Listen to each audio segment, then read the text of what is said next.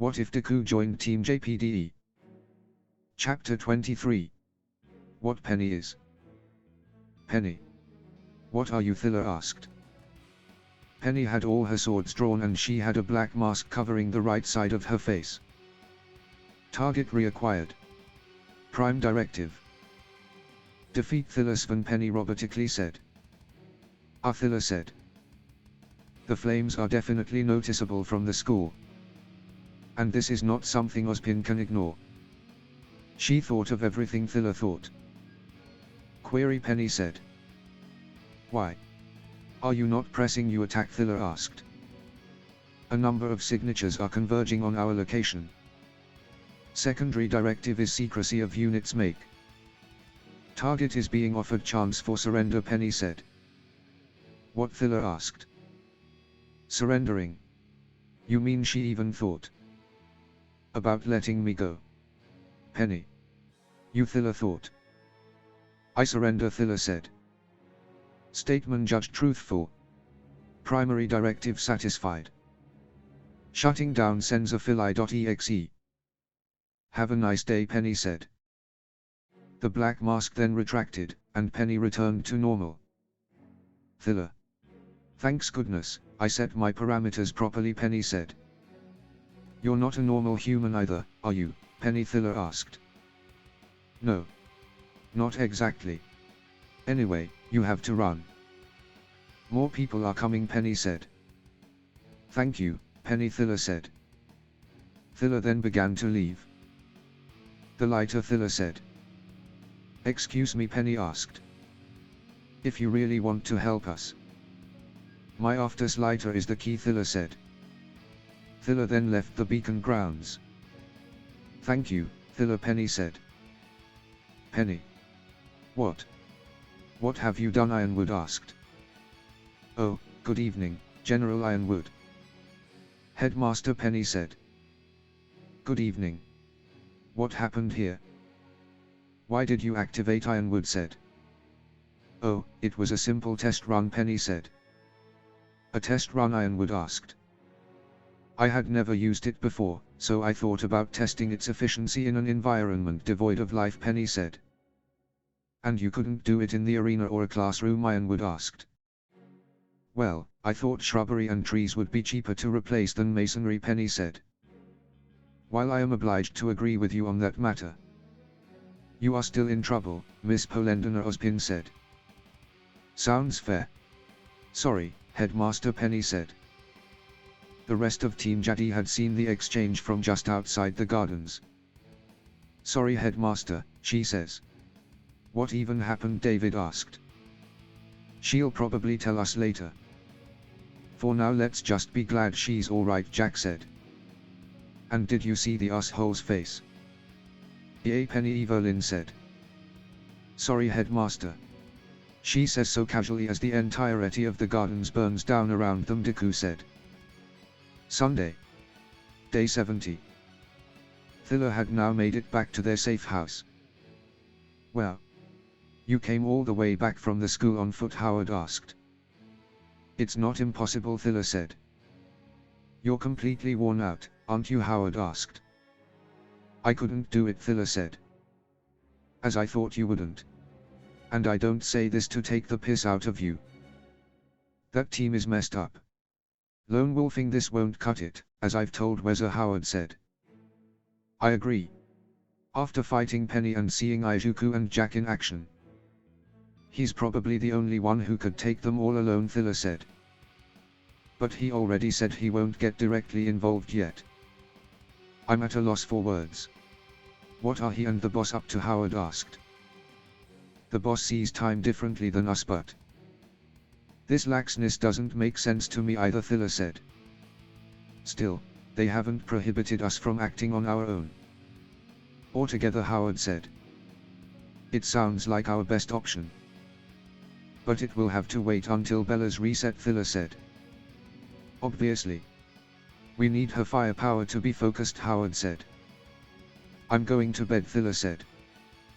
Sleep tight, Howard said. Thriller then entered her room. I don't see any blondes, Bella said. Were you waiting for me? Thriller asked. Don't flatter yourself. I just woke up. But I didn't think you'd be this calm, Bella said. Let's just say that something good happened, Thriller said. I see. Well, welcome back. Also, I feel like the moment of clarity is going to run out soon, so apologies in advance for any insults and abuse, Bella said. I figured as much, Thriller said. Young was currently waiting for Ruby to return from Team Jade's room. Ruby then entered their dorm room. So Young asked. They won't let me see her. They placed 2 of those bucket heads from Atlas in front of the door, Ruby said. Damn. So it really was Penny who made that mess in the gardens, Young said. Not really anyone else it could have been, considering the green laser shooting up into the sky. I hope she's alright. They wouldn't even let me see David, Jack, Izuku or Evelyn, Ruby said. The entire team is under house arrest. Did they tell you why, Young asked. No, I mean, I knew they had been punished, but... Oh, I'm worried, Ruby said. Ozpin, Ironwood and Glinda were gathered in Ozpin's office. So what do you think really happened? James Ozpin asked.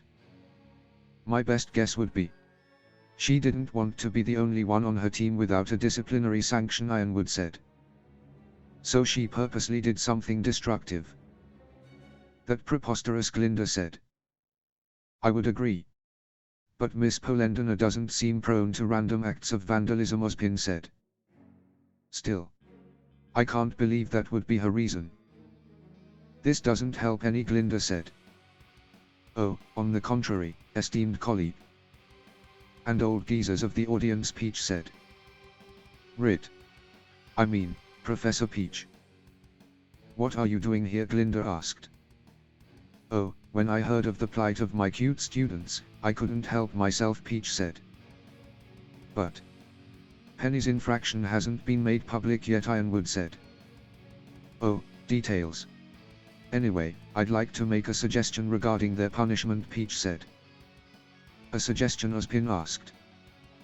Indeed. Limiting their social interactions certainly won't help their rehabilitation, it will just make them more resentful, Peach said. Unfortunately, they still have broken the rules, Ozpin said. Which is why I would transform their sentence, Peach said. Transform their sentence, Ozpin asked. She's referring to a clause in the school's rules, Glinda said. What kind of clause, Ironwood asked. Behind sponsorship of a teacher. Any kind of disciplinary sanction applied to a team can be transformed into an extended period of extracurricular activities under the teacher's supervision, Glinda said. Isn't that a wonderful thing? We can take this tragic happenstance and turn it into a chance of growth. Their punishment time would be better spent serving science, don't you agree, Peach asked. Absolutely not, Ozpin said. I figured you would be against it, old man. But this isn't your call to make, Peach said. I'm the headmaster, Ozpin said. But you're not the person in charge of discipline here at Beacon. By your own decree, headmaster, those powers are fully in the hands of Glinda, at the moment. Thus, I put this decision in her wise hands, Peach said. And just what kind of extracurricular activities would you have them do, Professor Pratt, Glinda asked. Glinda, you cannot be serious, Ironwood said. Considering the expertise of 2 of the team's members, I was thinking about some field activities. Exploration and research, Peach said. I will have you report to make after each one. And you will run any chosen location by me first, Glinda said. Wouldn't have it any other way, Peach said. Some details definitely need filling, but I don't see any reason to deny your request, at the moment, Glinda said. Glinda, Ozpin said. Much obliged, Miss Goodwitch. I will go share the good news with my cute students, then Peach said. As you were, Glinda said. And speaking of cute students, we're gonna have a long talk about a certain green bean. See you soon, Peach said. Peach then left Ozpin's office. Glinda. What, Ozpin said. How does it feel, Ozpin, Glinda asked. How does what feel, Miss Goodwitch, Ozpin asked. To have the rug pulled from under your damn feet. You have taken upon your shoulders more responsibilities than anyone on Remnant, Ozpin. I know that. I understand your choices and I will always back you on your mission. But I will no longer abide any illicit treatment of my students. I won't betray their trust any longer, Ozpin Glinda said. But you can betray mine, Ozpin asked. Is it trust I'm betraying, Ozpin? Or just your expectations, Glinda asked. All of the members of Team JPDE were confided to their room. She's still in the bathroom, Evelyn asked. Yeah, Deku said. After Penny was brought back to their room, Penny said she would tell them everything after she had time to mentally prepare herself. She entered the bathroom and stayed there.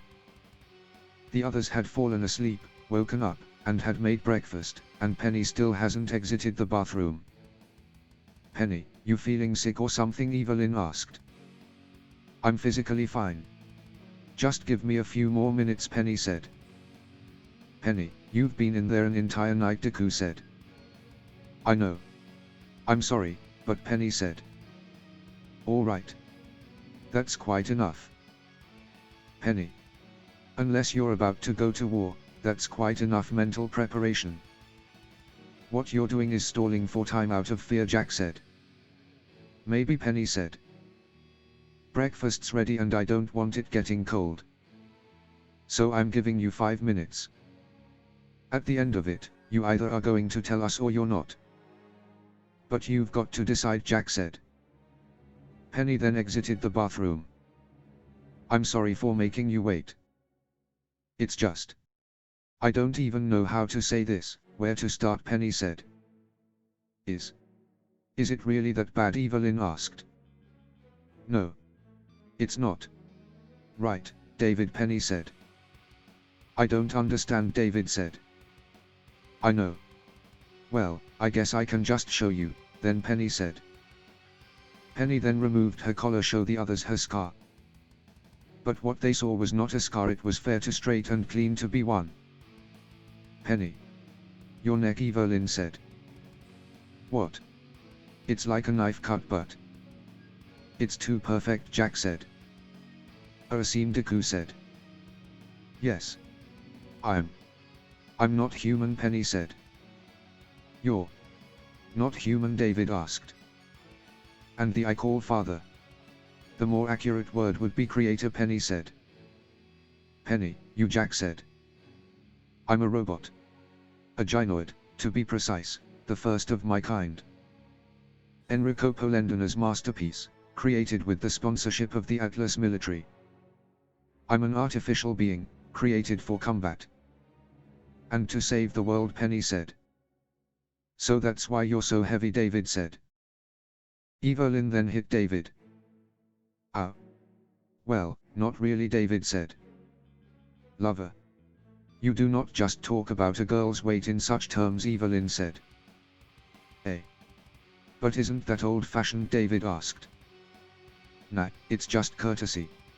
No one wants to hear someone tell them they are heavy, Jack said. She's lighter than my master. He weighed in at 254 kilograms, Deku said. Damn, that's heavy, David said. And I could carry him on my back without my semblance or aura. So, Penny, to me, you are not heavy, Deku said. I knew it. I guess you couldn't stub your toe again, Penny said. Would have been too much of a deja vu. But I don't think a distraction was really needed, this time, David said. I'll give you props for breaking through the tension quickly, though, Evelyn said. Tension? Honestly, Penny, how else could we have reacted? If we accepted our meteor toddler, here, Jack said. Okay, I will have to ask you to not refer to me by that ever again, partner, David said. I know. Still, I have never revealed this to anyone on purpose before, Penny said. On purpose, Jack asked. Ruby found out because of the car accident. I couldn't come back to you immediately because the skin on my hands had gotten damaged, Penny said. Exposing your high-tech metallic insides, Evelyn said. That's Also, why I've refused to enter intimate activities so far. I'm not properly equipped for that yet, Penny said. Penny, what do you mean by yet? Jack asked. Well, Father is coming to visit me next week and the Atlas military has a state-of-the-art laboratory ship, Penny said. I guess. You can't really ask anyone else, Deku said. But try and break the news to him gently, David said. Of course. Anyway, moving on. Jack. Bella is Thiller and Thiller is Bella, Penny said. What? Jack asked. They exchanged bodies with magic, Penny said. Penny, maybe. Start at the beginning, Jack asked. Penny then explained everything she had learned from Thiller. My little sister is now older than me, Jack asked. Well, technically, only her body is, Penny said. I'm shocked but a little relieved. My Saita is fine. And she's alive, Jack said. She doesn't seem to be in an easy situation, though, Evelyn said. No. But as long as she's alive, there's a chance for me to help her. Although I have no idea where to start from in regards to magic. And I honestly don't know who could help us with that, Jack said. Did she say anything else? Deku asked. 2 things. First, she told me that David's very existence is related to magic as well. And lastly, that if we want to help them, the key is your father's lighter, Jack said. Penny said. Dad's lighter? Jack asked. But Bella has it. Maybe she meant we should research it, Evelyn said. Jack, what do you know about that lighter? David asked. Very little. As far as I know, it's a normal lighter. I remember him telling us that it was a memento of his own father, my grandpa, who had brought it in a shop while visiting Vale City, Jack said. Knowing that it's native to Vale is a start. What else? Penny asked.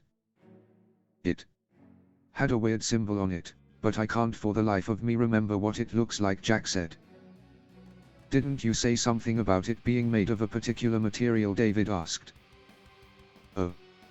You're right, it's made of I think it was Pyrosimian, Jack said. I think the material you're talking about ID Pyrobsidian, Peach said. Professor Peach. Why are you here? Deku asked. Because the front door was open, once I got past the guards. And good news, everyone, your grounding has been suspended. In exchange for a series of extracurricular activities under my guidance and supervision. Best prepare yourselves, Peach said. For real? That's awesome.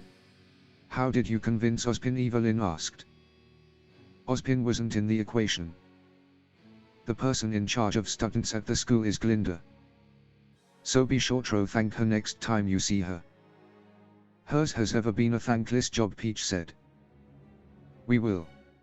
Thanks, Professor Peach, David said. I'll think about it, Deku said. Good enough for me. Anyway, what's this I heard about a lighter? Peach asked. I vote yes. Miss Peach has been nothing but helpful so far to us, Jack said. Same. We can't progress otherwise, either, David said. I concur. But maybe not that last thing we talked about, Penny said. Deal. So, from the beginning, it goes like this, Evelyn said. Professor Peach was brought up to speed about what's been happening to them. People born of meters. Voices in your head. And magic, Peach said. Sounds crazy, right? David asked. Crazy. Absurd. Completely new ground. We're tailing about things that would get you laughed out of scientific debates just for enunciating. And yet here you stand before me. The secrets that await. This is what a scientist lives for, Peach said. So, Miss Peach. What were you saying about Pyrobsidian? Jack asked. Who cares about? Oh, right. The lighter. Pyroobsidian is a material that is found in areas with rich veins of fire dust. It's highly durable and impervious to high temperatures, but because of that, molding it into a desired shape is extremely hard and time-consuming. I can only imagine the difficulty of fashioning it into a lighter, Peach said. If it's that difficult to fashion, then we can probably find out where it was made easily, Deku said. Oh, no need to find out. I already know, Peach said. You do, the team asked. We know that it was made in Vale and that it was made when your grandpa was alive. At the time, when the Shnees hadn't yet changed the face of commerce of Remnant. There was only one place in the entire kingdom where pure obsidian could be harvested and with the equipment needed to work it, Peach said. Where? Where's that place, David asked. I'll tell you once I've arranged our trip, Peach said. Trip? Is it far, Jack asked. Somewhat. But nothing a trip by Bullhead won't solve. Seems like our first activity will be a field trip. Now I must go, students, I have to go have that talk with Glinda, Peach said. Thanks, Miss Peach, and tell her I'll at least tolerate being in the same room as her, Deku said. I hope you can repair your relationship, Peach said. Only time will tell, Deku said. Peach then left Team Jade's dorm room. End of chapter 23.